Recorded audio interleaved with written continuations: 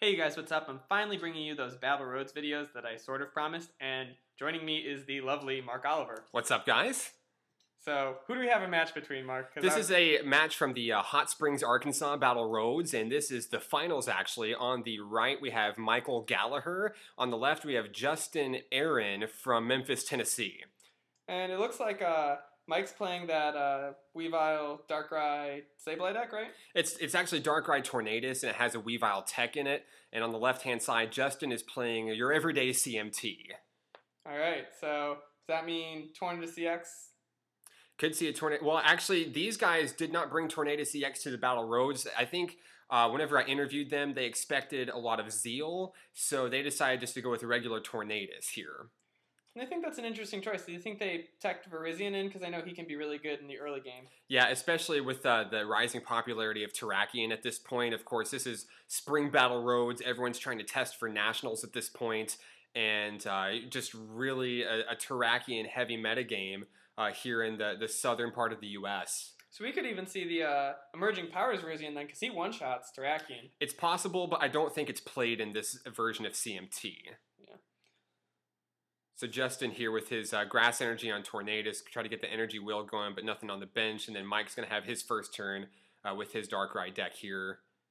Yeah, we got to give I feel like Mike's so far had the better start. I mean, you can Dark Patch and you have a free Retreater up, and that's a really weak start for CMT, which is actually, surprisingly, in this matchup, Darkrai is actually the slower deck, I feel like. Especially, and Darkrai has a great advantage by having Sneasel as a free retreat starter. And of course, we all know what Weavile does here, but Mike's got the Pont, and he's really going to get set up here on his first turn. I saw that he drew into a Mewtwo EX in his hand, and that's going to come into play here later on in the game. Yeah, the Mewtwo is going to be really important. Do you actually know how many he runs? At this point, I believe Mike is running 2 Mewtwo in his list. And it's basically just to deal with others in the Mewtwo war. Of course, Mewtwo struggles just a little bit with the Psychic Resistance from Darkrai. But, of course, knowing that he's against CMT in this matchup, I believe they played earlier in the day in Swiss, but I may be incorrect on that one. Mike has a pretty good idea of what to get going into this matchup. He's got the Smeargle, he's got the Portrait here, and going to be able to whiff on the supporter, obviously, because Justin had the Juniper first turn, but really nothing else. And it's interesting that Mike discarded the Mewtwo with that Ultra Ball, because then he portraits and sees that his opponent, Justin, has 2 Mewtwo's in his hand, so that's kind of scary. Yeah, kind of a scary play there. Of course, he didn't know at the time, but now he's probably a little bit upset that he did that, because it's really going to help in the Mewtwo war. But he'll try to recover anyway. Of course, Justin's going to bench a Mewtwo, get things started here, and attach and pass. Yeah, I feel like Justin's definitely going to try and promote the Mewtwo war now that he sees a discarded Mewtwo. I feel like a lot of people at this point were expecting just one Mewtwo maybe in Darkrai, just as kind of a tiny tech. So another punt here from Mike, and of course the deck really just blows through and sets up, and having Smeargle, of course, is a very big help. I guess you could call this a version of Speed Darkrai, one of the very first early versions, actually brought up on Hay Trainer. I believe it was Rockman who presented the idea in the beginning. Yeah, and is that an Eviolite attached to Darkrai? That is I believe a Dark Energy. No, below that. Yes, I think that one's... there is an Eviolite on him as well. And yes. that would have been the turn attachment if he had went through with it. Okay. Right. And those Eviolited Darkrai's, I mean, that's going to help him against Tornadus. Tornadus won't one-shot. And it really helps against Mewtwo EX as well, because it's negating 40 damage from the X-Ball. Yeah, it's really canceling out 2 of his energy, so it's really 20 plus, however energy Justin can get on his Mewtwo. Yeah, it's quite key in this matchup, actually, that he draws into that. And then if he's one of those versions running Terrakion, I don't know if he is, then you need the plus power for a Retaliate KO. Yeah, so it's just the safest play with Darkrai, makes him very tough. So here comes the Claw Snag from Weavile, and I mean, it seems like it would be a no-brainer, but he's going to go ahead and get rid of the Mewtwo EX, which I think is the right play there. Yeah, especially since you've gotten rid of one of your own Mewtwo EX, it sort of levels the playing field. So now Mike is going to retreat into the Weavile, who also has Psychic Resistance, but pass here. I guess he was afraid of losing the Smeargle by chance. Yeah, I didn't see it as too big of a risk. I mean, especially now that he's catchered. That's like so many energy attachments. I guess he had the switch in hand. We did see that, actually. So it was really kind of dependent on the top deck. So Justin will blow a switch, get the Tornadus back out. And with an energy, he can one-hit KO the Weavile, but he doesn't have it, so he passes on to Mike. And I think that's an interesting play that Mike basically makes, is trading his catch for Justin's switch. I don't know if I agree with it, but he does get a lot of versatility with Darkrai's 30 Snipe. And we're really seeing a slow start here. No one's attacked yet. And of course, with the Weavile also having free retreat, it helps. Mike's going to drop an N, which you know that Justin doesn't have anything at this point. Is it the right play? But then again, Mike really doesn't have anything either. Only has a couple energy on Darkrai. I know he wants to go ahead and get this rolling, so kind of a double-edged sword with the N. Yeah, I mean, I think at a certain point you have to realize that you shouldn't worry about it too much because you're not the speed deck in this case. You're the setup deck. So whatever is important to your setup is, I think, what you got to go for. Justin, in this case, might not want to go for it, but I think Mike definitely has to. So you can see that Justin's hitting a junk arm. He's got a dual ball. He's hitting into some energies. He's going to be able to attack very soon. Mike drops a second Darkrai. He attaches a Dark, or he Dark patches for a Dark, and he's going to get the first attack here, which is still pretty key because now he could set it up with the 90 on Tornadus, 30 over on Mewtwo, and then he could have a catcher, perhaps, and then get the KO with the Night Spear Snipe. Yeah, and this is immense pressure. Justin can't really afford to drop Celebes in here without Eviolites, especially now if Mike has the catcher. Then he could just catcher up the Celebi and then Night Spear and KO both Tornadus and Celebi and not even have to worry about Mewtwo yet. So he's going to catch up the Smeargle, actually. He does have the energy for the Hurricane, and it would move one energy over to the Mewtwo, so it's still setting up while getting a KO. He'll drop a dual ball here, of course, but like you said, with Celebes and CMT, at this point, you kind of don't want to drop them, but then again, sometimes you need him to continue setting up. Yeah, for sure. And I think it's interesting to kind of look at how many Eviolite he's probably running at this point. I know in later CMT lists, a lot of people were saying 3 is the number just because you need to Eviolite your Celebes.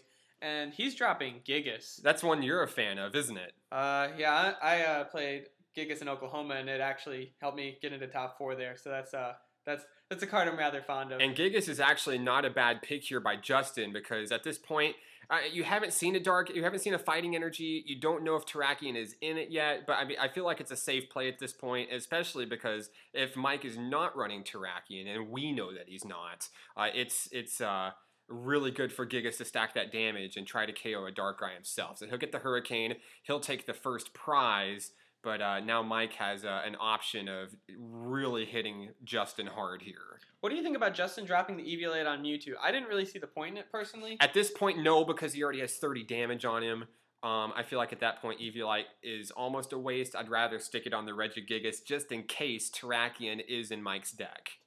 Yeah, for sure. I think this is a little early for Darkrai Terrakion to be a popular idea. People hadn't really realized how good Darkrai was just for his ability, and people were really focusing at this point on Night Spear and how good Night Spear is, but that's only just part of really what makes Darkrai such a great card. Right, of course, this video is going to be released after US Nationals, but you have to remember, this is right after Dark Explorers came out, and this was really the first Darkrai archetype. It was Darkrai Tornadus EX.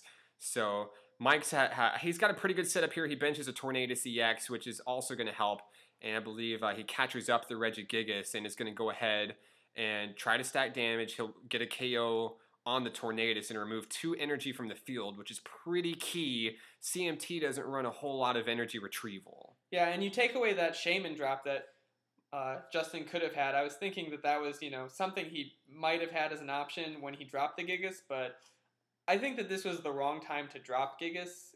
If you can't play Gigas right away, it's really a difficult card to run in your deck. So Justin is a bit up a creek here, of course. Mike is only taking his first prize. They're tied on prizes 5-5, but board control obviously swinging in Mike's favor here. He's got another Sneasel on the bench that we'd like to point out. Another Weavile could be incoming, and against a deck like CMT, Weavile and the Claw Snag is actually pretty brutal. Yeah, especially if he can N him and just take away that one supporter even if he hits it. So Justin attaches a Grass to Mewtwo and passes. And Mike pretty much has a second Darkrai almost set up. I believe he's missing 1 card, but he's going to Junk Arm for the catcher, the Gigas, drop a Dark Patch. That's 2 Darkrai's set up, good to go. And he's going to punt and get himself a new hand here. If he drops the Weavile for Claw Snag, it's pretty much over at this point, I would think. Part of me almost wants to say, though, that you don't even need to claw snag. I mean, he's got the board control. You might want to just hold on to that Weavile and just see if things go south. But at the same time, it is catcher bait, I guess. And it appears that Justin only has one card in his hand. So Yeah. we can tell that it's a grass energy from this angle, but Mike doesn't know that. It doesn't hit the Weavile here. It's just lone Mewtwo versus a Sea of Darkrai here. Mike has already taken 3 prizes. Justin's only taken 1. I mean, if you can attach the grass to Mewtwo and try to get some damage in, but the Eviolated Darkrai is negating 40.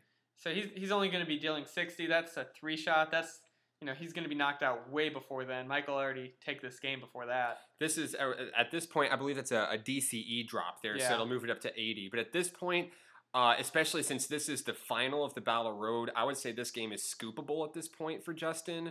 I know some trainers really are against scooping, spirit of the game, things like that, but it's going to be really tough for him to come back in this situation. Yeah, I can understand not scooping in Swiss and stuff like that, just kind of as a, you don't want to give up, but in this it's a strategy, and you're playing 3 games, not 1, so you can't think of it that way. But we do see the claw snag, and it's a grass energy, so maybe it'll hurt Justin a little bit, just he won't be able to X-ball for as much, but at the same time, there are Darkrai's on the bench. And at this point, Justin relies on whatever he top decks at this point, and could be something good. In this case, probably not much is going to help him here. Mike has significant board control and should be able to just get 1 attack off. He attaches a DCE down there to Tornadus EX. He'll retreat to a fresh Darkrai with no damage on it. And I believe this Darkrai has Dark Claw. Yeah, on for sure. It. Mike does run 1 Dark Claw in his list at this point, and I mean, to help really take the Eviolite out of the equation, Justin's going to scoop there with the top deck, and I mean, there's really nothing he could do. He was going to lose next turn anyway. So this is game 1 of the best of 3, and it goes to Mike. All right, hope you guys enjoyed it. Make sure you rate, comment, like, subscribe, do all that good stuff, and we will catch you in the next game.